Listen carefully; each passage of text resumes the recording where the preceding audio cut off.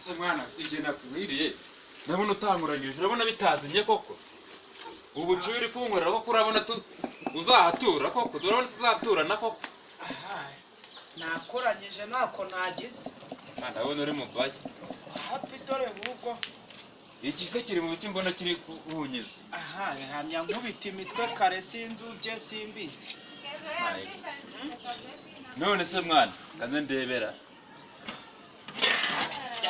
ndabona bitaranaseka ndagaza ibyo wese bimeze ute mwana ngo ndebe ko uramereye urwavumba ndebe kuko mbona byaje nateke nkaba naranapfundura ngo ndebe ako ngiye ndabona iburide kabisa shahirana ngiye mfite icyizere kabisa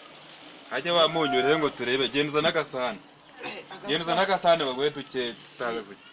bana zana agasahani turebe ko ako reka nanjye nkoranye vuba mwana ntaza kuburara imvura yaguye nabitetse imvura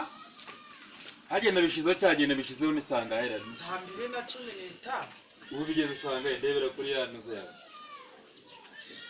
yewe ntago nabiri no mu nzu nayo uzane yo saha yangera turebe ngo bigeze 10 ndagaza 10 ubu so turacyaye nonese izi gahunda government yaduhaye ko mbona zitari gusha vuba se ndeyo ndabona isa nk'yahiye nose nawe nibyo baguhaye cyangwa nibyo waguze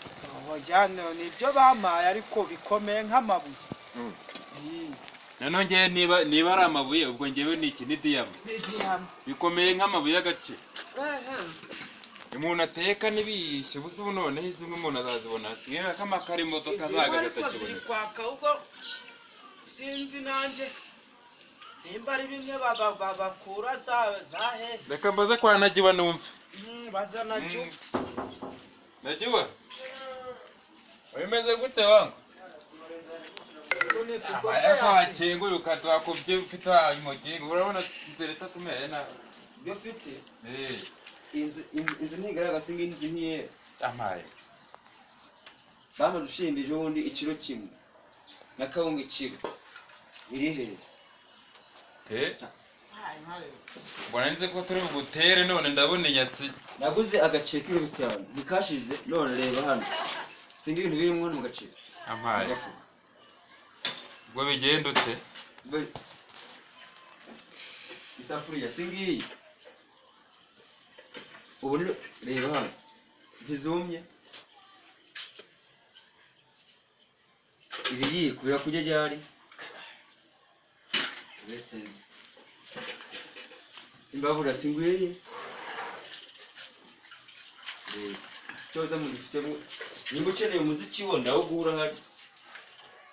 hana saje ndabona bikomeye imbabura yaramanitse